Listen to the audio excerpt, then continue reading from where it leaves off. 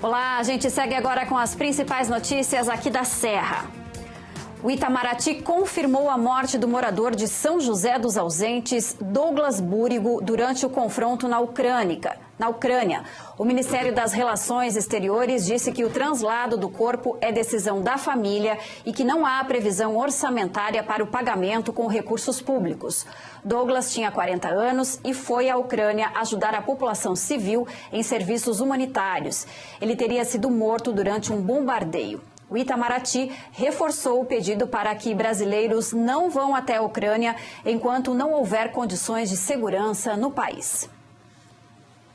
E um homem morreu e outro ficou ferido em um acidente envolvendo uma motocicleta e um caminhão. Foi no fim da tarde de ontem no bairro Cruzeiro, em Caxias do Sul.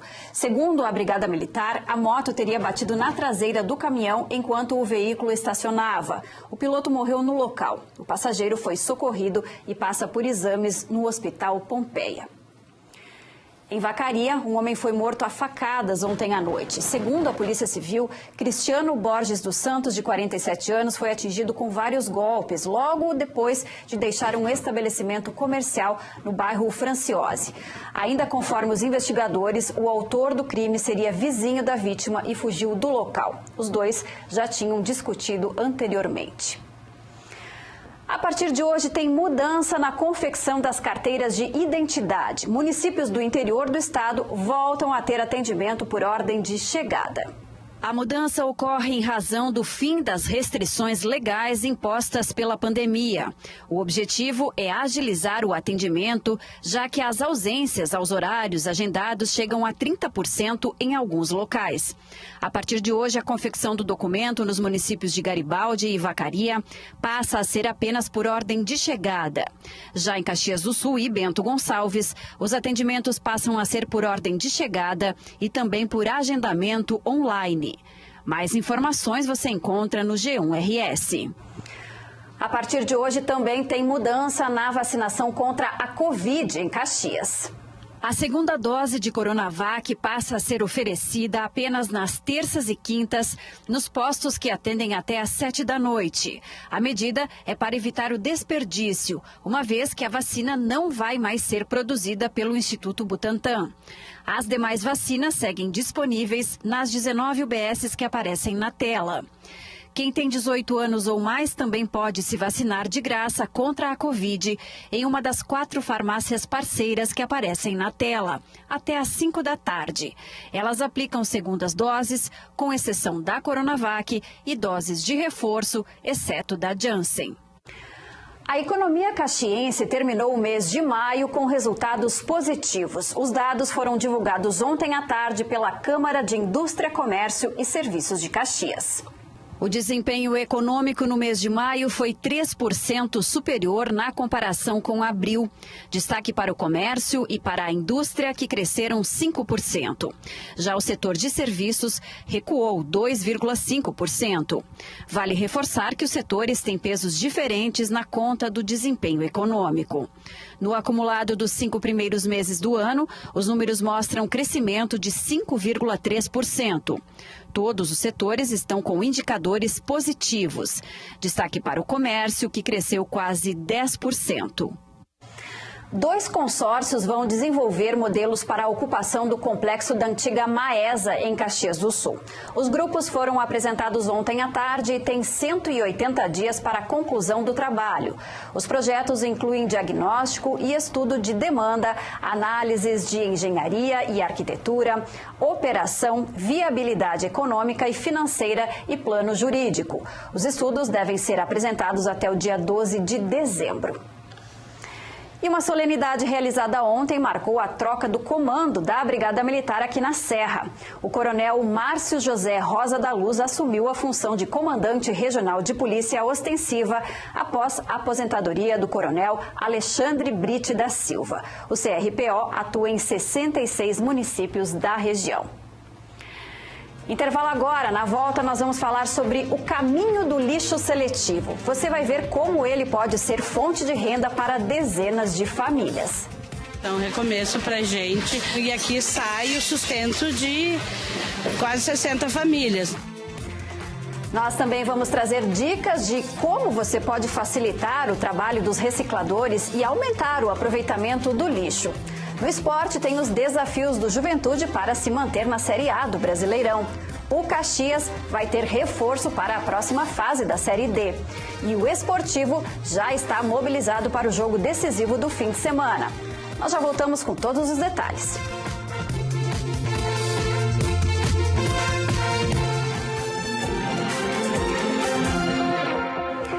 Estamos de volta e com mais informações sobre a reciclagem do lixo. Ontem nós mostramos como é feita a separação básica dos itens, orgânico, seletivo e os resíduos que precisam ser descartados de forma especial. Hoje, nosso destaque é para o que pode ser reaproveitado. A Luísa Larroca está em uma associação de recicladores no bairro Serrano. E, Luísa, muita coisa que chega aí acaba sendo descartada. Não deveria, mas acaba, né? Boa tarde para ti. Não tem como, né, Shirley? Boa tarde para ti, para todo mundo. Para vocês terem uma ideia, atrás de mim aqui esse container é só de rejeito, ou seja, é tudo que chega aqui e acaba que tem que ir para o aterro sanitário. Mas entre os itens que chegam aqui que não podem ser reaproveitados estão esses aqui, ó, tecido. Infelizmente chegam muito por aqui. Aqui a gente tem almofada, tecido e também madeira, como a gente consegue ver ali embaixo. Tem colchão também, é que não tá aqui porque não coube tudo aqui pra gente poder mostrar para vocês. Mas realmente chega muita coisa que não deveria. Para vocês terem uma ideia, apenas 40% de todo o material que chega aqui, que deveria ser 100% reciclável, apenas 40% é reaproveitado. Todo o resto é rejeito. Eu tô aqui com o Daniel, que é presidente da associação, estava me contando, mostrando um pouco pra gente o que então deve vir para cá, como que a pessoa deve selecionar em casa, né, Daniel? Boa tarde para ti. Vamos começar, sabe, com um item que ontem a gente ficou com dúvida, que é o caso do isopor. Ele tá lá na ponta, vamos dar uma caminhadinha até lá, Daniel, para falar. Esse isopor aqui, ele é sim reaproveitado. A gente reaproveita ele, né? Inclusive a gente sempre dá a dica quando ter alguma dúvida, a questão da marmita, o Marmitex, né? O pessoal acha que se ele tiver bem limpinho, manda para nós que a gente consegue fazer a separação e dar o destino correto, né? Bem limpinho seria o quê? Passar um paninho de repente? Isso mesmo, se você puder em casa passar um paninho, beleza, a gente agradece. Se tiver muito sujo, contaminado, que a gente fala, aí pode mandar embora que não tem o que fazer. Mas quando compra a TV, quando compra o eletrodoméstico em casa, tira aquele isopor, manda para... Ele pode ser reaproveitado. Bem importante, gente, que o Daniel estava me contando, sabe aquele material escolar que está aí na tua casa, que ficou do ano passado, também pode ser reciclado. De que forma ele tem que chegar aqui, Daniel? Não precisa tirar a capa, não precisa tirar a molinha que é de ferro, de forma alguma. Manda para cá que a gente separa, tira a capa e separa o papelão, que é a capa, e o arquivo, que é o papel branco, né? Vamos caminhando aqui, porque aqui também a gente tem, ó, toda aquela parte de material de limpeza, né? Produto de limpeza também é reaproveitado. Também é reaproveitado. Precisa limpar? Não precisa. Não tem necessidade, né? O pessoal às vezes em casa pensa, preciso limpar, enfim, não precisa de forma alguma. E eu também achei bem interessante mostrar aqui para vocês esse outro aqui, ó, que aqui tem vários tipos de material de plástico mesmo, aqueles mais duros. Olha aqui o pote do Mumu, olha aqui ó, como não precisa lavar. Pode trazer para cá que ele também vai ser reaproveitado, né, Daniel? É, o de requeijão também, que às vezes a pessoa passa uma aguinha, não tem necessidade. Eu digo, se a pessoa tem tempo, beleza, se não, manda para cá que a gente dá o destino. Também dá para trazer sacolinha, eles também aproveitam aquele saco de lixo, eles tiram o rejeito e usam o saco de lixo. A gente está falando aqui dessa associação, esses dias também eu fui numa cooperativa e mostro para vocês agora na reportagem como é que funciona também esse processo de reciclagem por lá. Acompanha aí. Todo o material coletado à noite no centro de Caxias vem parar nesta cooperativa. O espaço funciona no bairro Santa Fé e recebe todos os dias cerca de 30 toneladas de resíduos. Como é uma coleta mecanizada, então vem bastante coisa misturada. Então isso prejudica muito o trabalho aqui das pessoas, porque às vezes tu pega um material que tem um valor agregado bastante alto, ele mistura com algum outro material orgânico e as pessoas ali às vezes acabam deixando passar, porque como é muito material contaminado, a gente não percebe e às vezes ele realmente fica inservível pra gente. Todos os produtos passam por uma triagem. Os recicladores separam o lixo seletivo do orgânico. Apenas 60% do que chega aqui é reaproveitado para reciclagem. O restante é enviado para o aterro sanitário. Tu imagina a quantidade, o impacto disso no aterro sanitário. A gente deixa de remunerar os cooperados e a gente acaba diminuindo a vida útil do aterro sanitário também, né? Durante o inverno, a cooperativa percebe uma diminuição no consumo de produtos recicláveis. O que pode ser reaproveitado sai daqui nesses fardos que são vendidos às indústrias e se transforma em renda para pelo menos 60 famílias caxienses. É um recomeço para a gente e aqui sai o sustento de quase 60 famílias. Então é muito importante que a gente conseguisse fazer a separação já em casa, não misturar orgânico com seletivo. A gente tem um papel importante, né? E outro tipo de material que a cooperativa Paz e Bem recebe são aquelas embalagens de medicamentos. Podem ser aquelas cartelas ou os frascos de plástico. Os recicladores dizem que esse material, se ele chegar separadinho, fica muito mais fácil de reaproveitar. E por isso tem uma campanha para você ajudar nessa separação. Quem vai nos explicar melhor é o Roger Rufato, ao vivo. Boa tarde, Roger. Oi, Shirley, boa tarde para ti e para todo mundo. Olha, e para auxiliar nessa separação, algumas ecotendas como essa aqui estão sendo implantadas aqui na cidade. Essa fica do ladinho da Igreja dos Capuchinhos, aqui no bairro Rio Branco. Eu vou mostrar para vocês como é que funciona, gente. Aqui, ó, num lado da tenda, fica então aquelas cartelas de medicamentos, então, que a gente estava comentando aqui com vocês. Lembrando que os comprimidos, a sobra de medicamentos devem ser descartadas nas farmácias. Aqui ficam só mesmo as cartelas vazias. E o pessoal da cooperativa estava me explicando, contando, que esse material aqui é usado, inclusive, depois do processamento para fabricação de portas, viu? E até mesmo de janelas. Então, é uma destinação muito bacana. Mas olha só, tem outros materiais também que são coletados aqui. Embalagens, sacolas, também tem garrafas PET, tampinhas. Tudo isso, gente, é vendido e depois a verba, ela é transformada, então, ela é arrecadada para a construção do Recanto da Compaixão Frei Salvador, que está sendo construído lá no antigo prédio do INSS.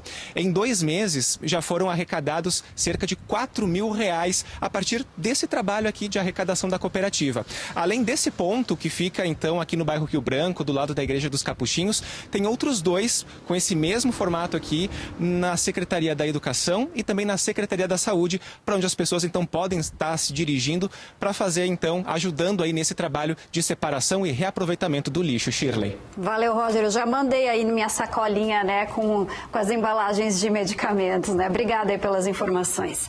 Amanhã a gente vai falar mais sobre a importância de reaproveitar os resíduos. Você vai ver que moradores transformam um dos maiores problemas de aterros sanitários em soluções.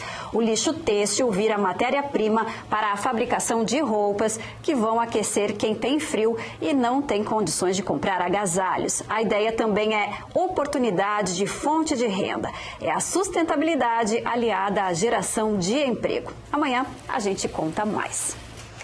E ainda sobre essa questão do lixo, nós recebemos uma reclamação sobre a coleta realizada aqui em Caxias. A Margarete diz que no bairro de Lázer, o caminhão não passa todos os dias indicados e que o lixo seletivo acaba sendo recolhido junto ao orgânico. A Codeca, que é responsável pela coleta, disse que o caminhão recolhe separadamente e que não há mistura de resíduos. A companhia também informou que a coleta está normalizada no bairro de Lázer e que problemas pontuais podem ser relatados pelo telefone 32 24 80 00. Chegou a hora do esporte. Rodrigo Cordeiro já está chegando por aqui porque é complicada a situação do Juventude no Brasileiro, hein, Rodrigo? Tá difícil, né, Shirley? O time precisa vencer logo para respirar na Série A do Campeonato Brasileiro.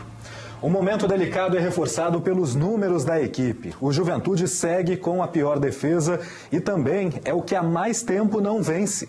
Desempenho que mostra o tamanho da dificuldade para sair da zona de rebaixamento. O tempo passa e complica a vida do Juventude no Brasileirão. Eu acho que o fator mental acho que tem nos atrapalhado bastante, né? A gente tem começado bons jogos fora de casa, em casa, mas a partir do momento que a gente tem algumas adversidades, que tomamos um gol, né, ou que falhamos em algum aspecto que nos causa 2, 3 pontos, a gente tem sofrido um baque muito grande. Ontem, a última vitória do time completou um mês. 1-0 sobre o Fluminense. São 6 partidas de jejum, 13 rodadas seguidas na zona de rebaixamento. A equipe vai precisar de pelo menos mais 2 para sair do Z4 com a pontuação que tem.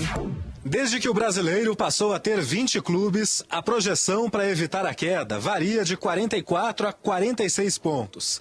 Para chegar lá, o Juventude precisa de um aproveitamento de praticamente 50% nos 23 jogos que restam. E o Alfredo Jaconi pode ser o fiel da balança. Até o fim do campeonato, a equipe faz 11 partidas em casa. Detalhe é que o Ju é o segundo pior mandante da Série A. Trazer pontos de fora, já neste domingo, contra o Coritiba, por exemplo, ajudam no desafio de permanecer na elite. Acho que a gente tem que focar todas as nossas forças em fazer um grande jogo e conseguir a vitória agora nesse final de semana, que em casa a gente vai contar com o apoio da nossa torcida. A gente sabe que em casa, nos momentos decisivos, tanto ano passado, esse ano a gente deixa um pouco a desejar, mas principalmente no retrospecto do ano passado a gente foi muito bem. Pro tempo, trazer a manutenção do papo na Série A. E o Caxias tem reforço para a fase quente da Série D. O clube anunciou o atacante Héctor Bustamante. O paraguaio, de 27 anos, já treina no Centenário. Ele defendeu o Novo Hamburgo no Gauchão e também tem passagens por Pelotas, CSA e Atlético Goianiense. O jogador vai ser apresentado hoje à tarde, mas ainda depende de regularização para ficar à disposição do técnico Thiago Carvalho. Bustamante chega, Gustavinho sai. O atacante esteve em 14 jogos do Caxias. O clube também teve a garantia de reforços para os cofres. A CBF vai distribuir R$150 mil aos times que avançarem na Série D. Os eliminados ganham 120 mil. Campeão e vice também terão prêmio em dinheiro. Em Bento Gonçalves, a torcida do Esportivo se mobiliza para acompanhar o jogo decisivo de domingo. Pelo menos 2 ônibus já estão lotados, além de carros particulares que vão levar os alviazuis a Lajeado. Com um empate, o time estará de volta à elite do gauchão. O lajeadense divulgou o serviço do jogo. Os torcedores do Tivo podem comprar o ingresso no dia mesmo. O valor é R$30. A partida de volta da semifinal da divisão de acesso foi confirmada para domingo, 3 da tarde, em Lajeado. O Esportivo chega à decisão defendendo uma invencibilidade de 15 jogos. A equipe sofreu apenas uma derrota na segunda rodada da fase de classificação. São 6 vitórias e 10 empates. Depois do 1-0 na Montanha dos Vinhedos, o time só não pode perder na Arena Alviazul, que avança para a final e volta à Série A. E saiu a tabela do Gauchão das Gurias. 2 equipes representam a Serra no estadual de futebol feminino. O Juventude estreia em casa contra o Vidal de Canoas e o Brasil de Farroupilha visita o Oriente na primeira rodada. Os jogos estão previstos para o dia 31 deste mês. No fim de semana seguinte, o clássico da região será disputado no Estádio das Castanheiras. O campeonato tem a presença de 10 clubes que, na primeira fase, estão divididos em 2 grupos. E amanhã eu estou de volta com mais informações do esporte, Shirley. Muito obrigado, Rodrigo. Até amanhã. Até amanhã. E antes de encerrar a edição local, tem um convite para você que é morador aqui da região e quer acompanhar uma história inspiradora. O palestrante Emílio Finger traz os detalhes. É com muito prazer que eu estarei apresentando a palestra Gestão do Coração em Bento Gonçalves, na SIC, no dia 6 de julho, às 17h30. Eu conto com a participação de todos vocês. E a edição local de hoje fica por aqui, mas depois do intervalo tem mais notícias de todo o estado. Encerramos com imagens ao vivo de Caxias do Sul. Agora, 12h18, o céu está parcialmente nublado e a temperatura é de 22 graus.